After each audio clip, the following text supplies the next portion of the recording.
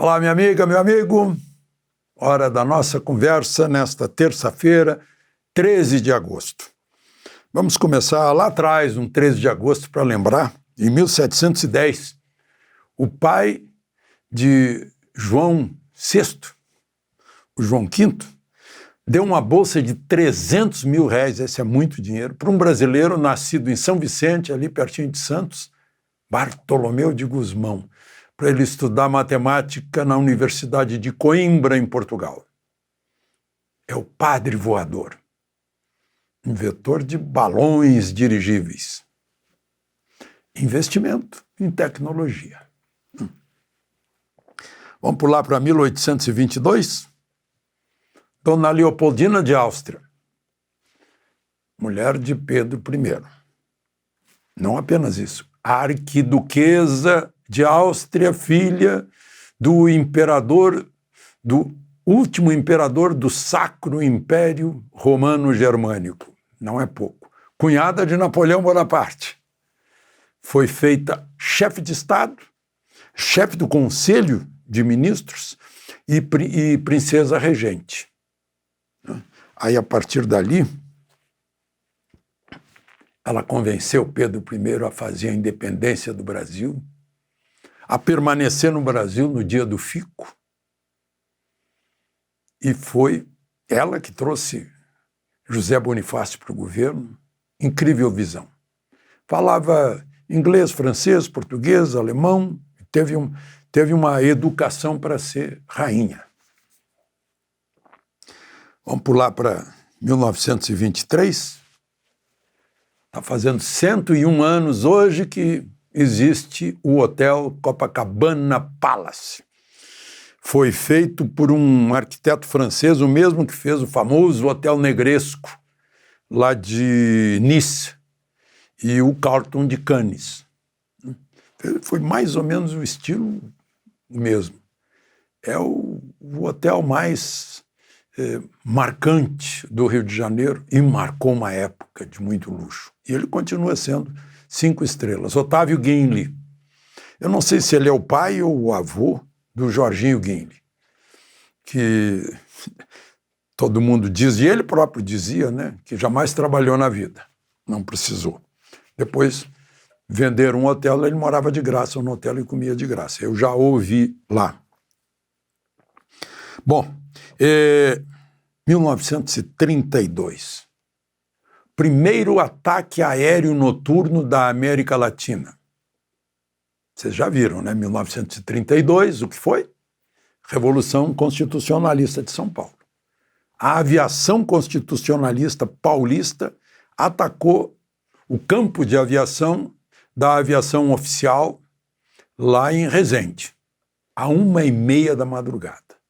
E por quê? Porque a aviação oficial estava bombardeando o fronte paulista. Foram lá e bombardearam para fazer com que os aviões ficassem no solo, ou para destruir aviões, né? Bom, e por fim, muita coisa, né? 1946, em 13 de agosto, morreu o H.G. Wells, ou Herbert George Wells. Morreu com 80 anos. Ele fez O Homem Invisível, A Ilha do Doutor, não lembro agora, mas eu queria falar para vocês do Máquina do Tempo, que ele fez em 1890, quando ele tinha aí uns 30 anos de idade. Não sei se vocês leram o livro, ouviram um filme. Em ambos os casos, uma lição para hoje, para agora, em que os Morlocks dominam os Elóis, porque os Elóis eram passivos, bonitinhos, viviam numa boa, não davam bola para nada, não se interessavam por política, e os Morlocks, selvagens, não queriam saber. Acabaram aprisionando os Elóis. Puseram os Elóis como escravos. Num futuro que a Máquina do Tempo serviu para levar o principal personagem da história. Só para a gente pensar a respeito da passividade das pessoas, que aí não são mais cidadãos. Cidadão tem que ter militância como cidadão, como pagador de impostos, como eleitor. Vamos em frente, que atrás vem gente.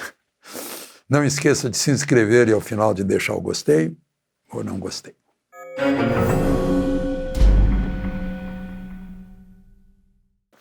Primeiro assunto, o presidente Lula hoje se vingou de Javier Milei. Ele recebeu no Palácio do Planalto o governador da província de Buenos Aires. Não confundir com Buenos Aires. Buenos Aires, a capital federal, é um agente público autônomo. Tem lá o seu governador.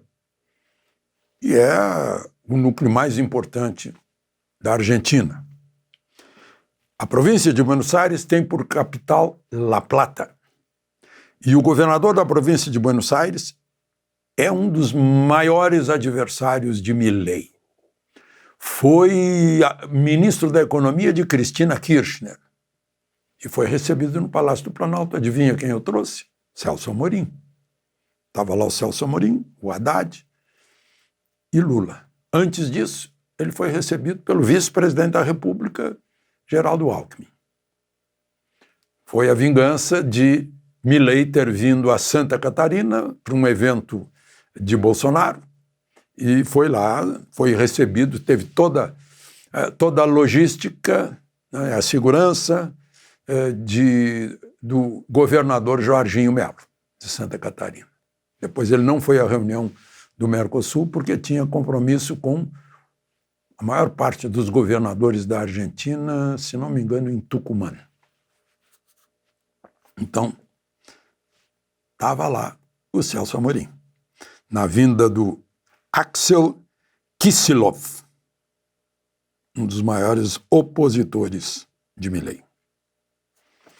Gente, o governo brasileiro, já que eu falei em Celso Amorim, ele está comandando isso, quer livrar Maduro do vexame de ter perdido feio essa eleição legítima. Quer fazer está falando de segundo turno, não tem nada de segundo turno, quer fazer uma nova eleição. Bonito, né? Essa não vale porque eu perdi. Maduro perdeu, essa não vale. Gente, por que fizeram o Acordo de Barbados? Não tem vergonha na cara? Fizeram o Acordo de Barbados. Todo mundo foi lá assinar. Eleição livre, transparente, não pode tornar inelegível o candidato da oposição, todo mundo pode votar. Não foi nada disso. Mas fizeram a eleição. E tem os números aqui. Foi uma eleição em que é difícil de tapear, porque tem as atas. 24 mil, peraí, está aqui o número, 24.576 atas, ou seja, 82% foi conhecido. E dá um resultado de uma derrota acachapante de Maduro. Então, o Brasil está se mexendo aí, conta com a cumplicidade da Colômbia e do México para fazer uma nova eleição. De repente não vale porque Maduro perdeu, é mais ou menos isso, para todo mundo entender. Maduro estava jogando a eleição. Quando viu que estava levando uma goleada lá pelos 80% das urnas, pegou a bola e saiu e disse: eu ganhei por 51,21%, depois 52%. Foi isso que aconteceu. Exatamente isso. Só disse: eu ganhei.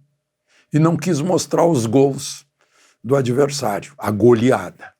Foi isso que aconteceu, né? Então, gente, por que não mandar a OEA?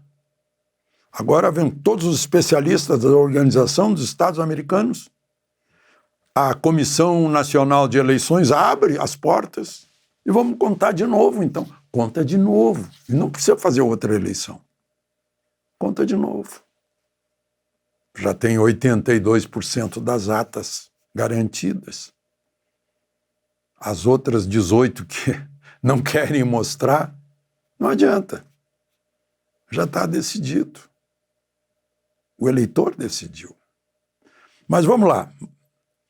As Nações Unidas agora informam que técnicos especialistas nas Nações Unidas que chegaram antes das eleições a Caracas estão entregando um relatório confidencial, por enquanto, para o Guterres, para o Antônio Guterres, que é o secretário-geral das Nações Unidas. Enquanto isso, olha só o que diz o Centro Carter, que foi convidado num acordo de Barbados para escrutinar, para andar por ali, para acompanhar a eleição. Olha o que diz o Centro Carter. Até parece que foi em outro país. Restrições à campanha da oposição. Condições desiguais de competição entre os dois candidatos. Falta de transparência da comissão eleitoral. Impedimentos de voto no exterior. Os 4 milhões, 5 milhões de eleitores estão no exterior porque são contra Maduro, por isso que estão no exterior, não podem votar, ou a maioria. A Organização dos Estados Americanos diz que o resultado está distorcido, ponto final. Então, é isso, minha gente.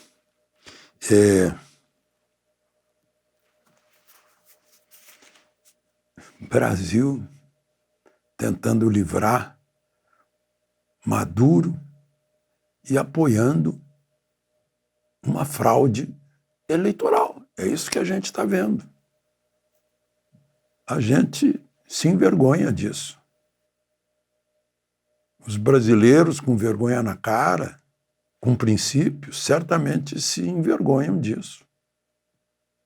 Não importa a cor partidária, ideologia, nada. É uma questão de ética, de moral, de caráter, de princípio, de o país não ser um país que não mereça crédito. De Gaulle nunca disse aquela frase sobre o Brasil. Falou até sobre a Argélia, mas sobre o Brasil não. Não é um país sério. Mas é o que a gente está demonstrando agora. E não é o país, é o governo, que é diferente do país. O governo faz parte do Estado e que pretende prestar serviço para a nação. Eu repito isso todos os dias para a gente se dar conta. A nação é o principal. O Estado é o prestador de serviços. De Brasília, Alexandre Garcia.